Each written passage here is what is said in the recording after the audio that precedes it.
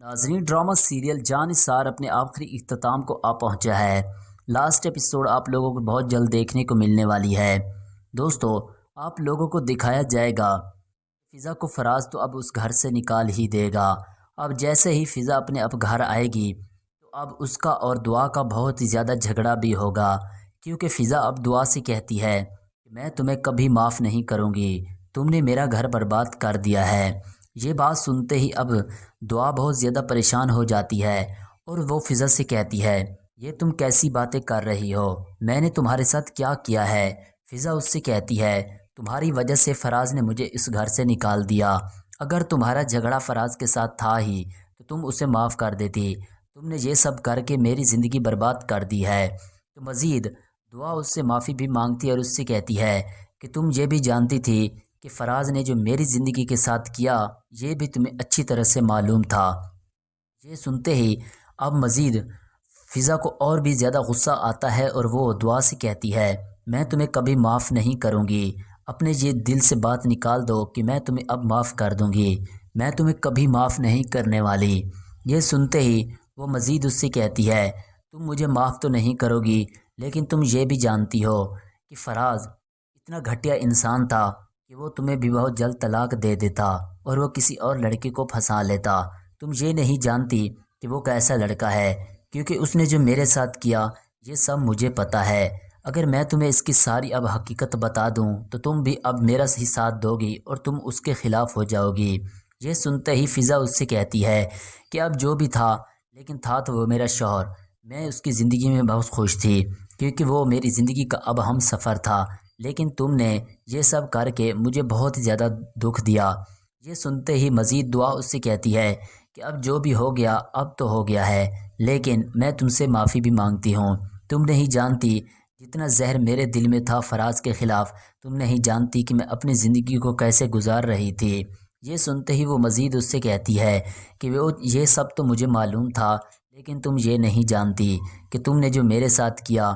بہت غلط کیا۔ دوسری جانب دوستو، آپ دیکھنے والے ہیں کہ جعفر اب آتا ہے نوشیروان کے پاس اور وہ نوشیروان سے کہتا ہے کہ صاحب آپ نے بہت زیادہ غلط کیا بڑی بڑی سرکار کے ساتھ، کیونکہ آپ کو اس کے ساتھ ایسا نہیں کرنا چاہیے تھا۔ اگر اس کی اور فراز کی لو سٹوری کا تمہیں معلوم ہو چکا تھا، اس کے ساتھ تمہیں اب اسے اس گھر سے نہیں نکالنا چاہیے تھا۔ یہ سنتے ہی وہ مزید اس سے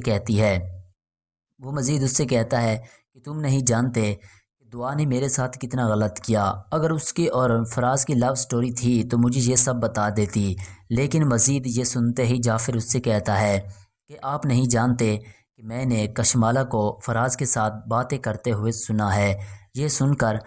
اب نوشیروان اس سے کہتا ہے کہ بات کیا ہے، مجھے ساری حقیقت بتاؤ۔ یہ سن کر وہ مزید اس سے کہتا ہے کہ میں نے کشمالہ اور فراز کو ایک ساتھ بات کرتے ہوئے سنا، وہ کہہ رہی تھی کہ تم دعا کو نوشیروان کی زندگی سے نکال دو تو میں تمہیں بہت ہی بڑی رقم دوں گی۔ تو یہ نوشیروان اس سے کہتا ہے کہ آخر تم نے پہلے مجھے بتایا کیوں نہیں؟ جعفر اس سے کہتا ہے کہ اگر میں تمہیں یہ سب بتا دیتا تو تم کشمالہ کو ہی اس گھر سے نکال دیتے۔ تو نوشیروان کہتا ہے کہ اب میں اسے کون سے اس گھر میں رکھنے والا ہوں۔ تو مزید آپ لوگوں کو دکھایا جائے گا کہ اب دعا بھی نوشیروان کو کال بھی کرتی ہے اور اس سے معافی بھی مانگتی ہے اور اسے سمجھانے کی بہت زیادہ کوشش بھی کرتی ہے، لیکن نوشیروان کو بہت زیادہ دکھ ہوتا ہے دعا